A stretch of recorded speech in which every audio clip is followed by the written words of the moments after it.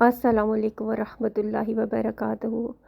آج کی ویڈیو میں آپ کو بتاؤں گی ایک بہت ہی آزمودہ وظیفہ رجب کے مہینے میں جو آپ کو کرنا ہے، اور یہ ہے نفل۔ آج جمعے کی رات ہے، اگر آپ آج رات کو یہ عشاء کے بعد کر لیں، یا پھر یہ ہے کہ کل جو ہے آپ چاشت کی نماز کے بعد، یا پھر یہ کہ کسی بھی دن جو ہے وہ کل مغرب سے پہلے اگر آپ یہ نوافل ادا کر دیں تو بہت اچھا ہے۔ لیکن اگر آپ نہیں کر سکتے کل کے دن، جمعے کے دن، تو آپ جو ہے ہفتے میں کسی بھی دن جو ہے یہ والے نوافل جو ہیں آپ جو ہیں وہ پڑھ سکتے ہیں، اور اپنی حاجات جو ہیں وہ مانگ سکتے ہیں۔ آپ یہ نفل جو ہیں وہ روزانہ بھی پڑھ سکتے ہیں، کیونکہ اب جو ہے ہماری عبادات کے دن جو ہیں وہ شروع ہو چکے ہیں۔ رجب سے یہ منتھ شروع ہے، اور رمضان اور عید تک جو ہے ہماری دعاؤں کا سلسلہ جو ہے وہ انشاءاللہ جاری رہے گا، اور ہماری جتنی بھی حاجات ہیں آپ لوگ اس دفعہ جو ہے اللہ تعالیٰ سے انشاءاللہ ضرور پوری کروا لیجیے گا۔ تو آج کے وظیفے جو ہے وہ بہت امپورٹنٹ ہے، تو اس کو آپ غور سے سنیے گا، اور اس پہ آپ عمل بھی کیجیے گا، اور اس کو آپ آگے شیئر بھی کیجیے گا۔ اگر آپ کی بہن بھائیوں میں یا کسی کو بھی رشتہ داروں میں یا دوستوں میں کسی کو بھی کوئی بھی مسئلہ ہو، تو آپ ان کو یہ نوافل جو ہیں آپ ان کو بتائیے گا کہ آپ کو یہ پڑھنے ہیں۔ تو سب سے پہلے جو آپ یہ وظیفہ جو ہے آپ لوگوں کو نہا کر اور بالکل پاک صاف کپڑے پہن کے اور پاک صاف جگہ پہ کرنا ہے۔ اگر آپ کے پاس عطر ہو تو آپ وہ بھی لگا سکتے ہیں، پرفیوم مت لگائیے گا کہ اس کے اندر جو ہے نہیں پتہ کہ کس طریقے کی چیزیں ملی ہوئی ہیں، تو عطر ہے تو لگا لیجیے گا، اگر نہیں ہے تو ضرورت نہیں ہے۔ اگر آپ کے نیلس وغیرہ بڑے ہوئے ہیں تو آپ ان کو بھی کاٹ کے جو ہے اچھے طریقے سے پاک صاف ہو کے یہ والا وظیفہ شروع کیجیے گا، تو انشاءاللہ آپ کا جو کام ہے وہ ضرور ہوگا۔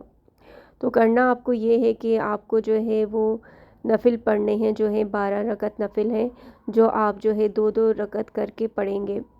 اور ہر رکعت میں جو ہے آپ نے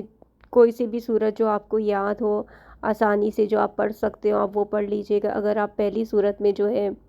آیت الکرسی پڑھتے ہیں پہلی رکعت میں، اور دوسری رکعت میں جو ہے آپ جو ہیں وہ سورۃ البقرہ کی آخری آیات پڑھتے ہیں، تو آپ یہ بھی پڑھ سکتے ہیں۔ یا پھر آپ کو اگر یہ نہیں آتا تو آپ جو ہے سورۃ الفلق اور سورۃ الناس اور سورۃ الاخلاص، یا جو صورتیں آپ کو یاد ہیں آپ اپنی مرضی سے پڑھ سکتے ہیں، جو آپ دل سے پڑھ سکیں، کیونکہ جو دل سے پڑھیں گے وہی ہوگا، اور جو آپ کو اچھے سے یاد ہوں آپ وہی پڑھ کے کیجیے گا۔ تو 2 رکعت نماز جو حاجات کی آپ نے نیت کرنی ہے، اور آپ نے جو نفل پڑھنے کے بعد جو ہے آپ نے جو ہے وہ اول و آخر جو ہے وہ درود پاک پڑھنا ہے۔ 3 دفعہ پڑھ لیں، 5 دفعہ پڑھ لیں، یا 7 دفعہ یا 11 دفعہ، جتنا بھی آپ پڑھیں، لیکن خلوص کے ساتھ اور دل کی گہرائیوں کے ساتھ آپ پہلے درود پاک پڑھیں۔ اس کے بعد جو ہے آپ ایک تسبیح آیت کریمہ لا الہ الا انت سبحانک انی کنت من الظالمین کی پڑھیں۔ اگر آپ کو یہ والا استغفار نہیں آتا تو آپ کو جو بھی استغفار آتا ہے، ابھی میں آپ کے ساتھ استغفار شیئر کر سکتی ہوں۔ اگر آپ کو استغفر اللہ آتا ہے آپ وہ پڑھ لیں 100 دفعہ۔ اگر آپ کو جو ہے استغفر اللہ ربی من کل ذنب و اتوب الیہ آتا ہے وہ پڑھ لیں، یا پھر آپ کو جو ہے سید الاستغفار آتا ہے تو آپ 100 دفعہ وہ پڑھ لیں۔ جو بھی استغفار آپ کو آتا ہے آپ وہ والا استغفار جو ہے وہ پڑھ سکتے ہیں۔ اگر آپ کو حضرت ابراہیم علیہ السلام کا استغفار رب اغفر لی ولوالدی وللمؤمنین یوم یقوم الحساب آتا ہے تو آپ وہ 100 دفعہ پڑھ لیجئے۔ آپ کو جو بھی استغفار آتا ہے آپ وہ والا استغفار 100 دفعہ پڑھیں، اور پھر دوبارہ جو ہے استغفار کی تسبیح پوری کرنے کے بعد آپ دوبارہ جو ہے وہ درود پاک جتنا آپ نے شروع میں سٹارٹ میں پڑھا تھا اتنا ہی آپ آخر میں پڑھ کے آپ جو ہے دعا مانگیں۔ اس کے بعد جو ہے آپ دوبارہ جو ہے 2 رکعت صلاۃ الحاجات کے پڑھیں، اور پھر اس کے بعد جو ہے آپ نے جب نفل پورے کر لیے تو پھر آپ جو ہے دوبارہ سے وہی والا استغفار پڑھیں گے جو آپ نے فرسٹ ٹائم پڑھا تھا۔ وہ جو ایک استغفار آپ رکھ لیں گے جو آپ کو اچھے سے آتا ہے وہی آپ ہر نماز کے بعد جو ہے نفل حاجات کے بعد جو پڑھیں گے۔ اسی طریقے سے آپ 12 رکعت جو ہے وہ پورے کریں گے، اور 12 رکعت میں جو ہے آپ جو ہیں 12 تسبیحیں جو ہیں آپ لوگ استغفار کی پڑھیں گے، اور ہر تسبیح کے بعد جو ہے آپ کو اپنا حاجت رکھ کے آپ کو جو ہے دعا مانگنی ہے۔ ضروری نہیں ہے کہ آپ صرف ایک ہی حاجات مانگیں۔ اگر آپ کے رزق کا مسئلہ ہے تو آپ رزق کی دعاؤں کے ساتھ ساتھ آپ یہ بھی بول سکتے ہیں کہ آپ کی اچھی جگہ پہ شادی ہو جائے، آپ کا اپنا گھر ہو جائے، آپ کی تمام مشکلیں پریشانیاں جو ہیں، جتنی بھی آپ کی پریشانیاں ہیں، جتنی بھی مصیبتیں ہیں، وہ ساری کی ساری جو ہیں وہ ختم ہو جائیں۔ اور دوسرا یہ کہ آپ یہ نہیں ہے کہ آپ لوگ جو ہیں صرف استغفار اور نفل پڑھ رہے ہیں اور آپ لوگ دعا نہ مانگیں۔ دعا جو ہے وہ آپ کو لازمی مانگنی ہے، کیونکہ جب تک آپ دعا نہیں مانگیں گے اور آپ بس یہ کہیں گے کہ ہاں ہم نے نفل پڑھ لیے یا ہم نے استغفار پڑھ لیا اور دل میں سوچا کہ ہاں اب ہم لوگ دعا نہیں مانگتے اور ہماری جو ہے بس یہ حاجت پوری ہو جائے، تو ایسا نہیں ہے۔ آپ کو جو ہے وہ لازمی جو ہے وہ بیٹھ کے دعا مانگنی ہے۔ جتنی دیر تک آپ اپنی جو ہے بات اللہ تعالیٰ سے نہیں منوائیں گے، آپ اپنے دل سے جو ہے اس وقت تک آپ دوسرے نفل جو ہے وہ مت شروع کیجیے گا۔ پہلے آپ اچھے طریقے سے پرسکون ہو کے جو ہے آپ اللہ سے دعا مانگیں، جتنی دیر مانگنی ہے مانگیں، بھلے آپ نے نفل جو ہے وہ کم